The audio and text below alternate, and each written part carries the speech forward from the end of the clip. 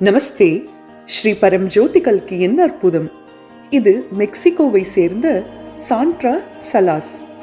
காசா ஸ்ரீ கல்கி இஸ்டகால்கோவில் உள்ள எனது புனித அறை தொடர்பான புதிய அற்புதத்தை பகிர்ந்து கொள்வதற்கு இது ஒரு சிறந்த நாள்.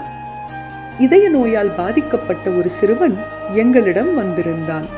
அவனுக்கு இன்னும் 6 மாத ஆயுட்காலம் மட்டுமே உள்ளது என்று அவனுடைய மருத்துவ அறிக்கைகள் கூறின.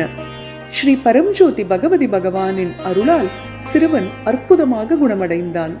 அவன் தற்போது பூரண ஆரோக்கியத்துடன் உள்ளான். போட்டோபோபியா மற்றும் கண்புரை நோய் கண்டறியப்பட்ட ஒரு பெண்ணை ஒரு குடும்பம் அழைத்து வந்தது. அவளால் வீட்டுக்கு வெளியே செல்ல முடியவில்லை.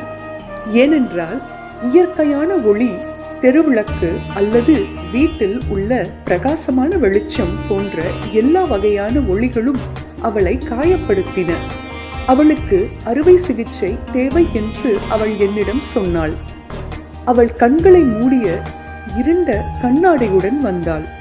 அவளுடன் 2 தோழர்களும் இருந்தனர்.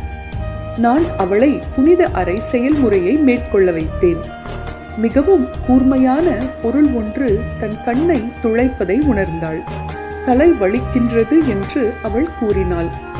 இறைவனால் அவளுக்கு சூக்ஷ்ம அறுவை சிகிச்சை செய்யப்படுவதை உணர்ந்தேன்.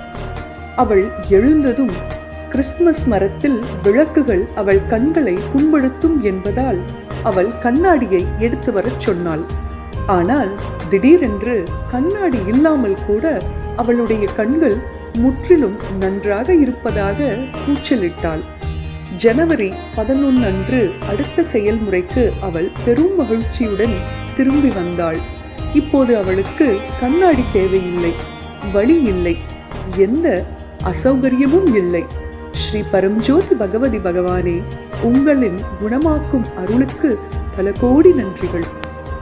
எப்போதும் உங்களுடைய பொற்பாத கமலங்களில் சரணடைவேன். தெய்வீக கரங்களின் அரவணைப்பில் இருப்பதில் நான் மிகவும் மகிழ்ச்சி அடைகின்றேன்.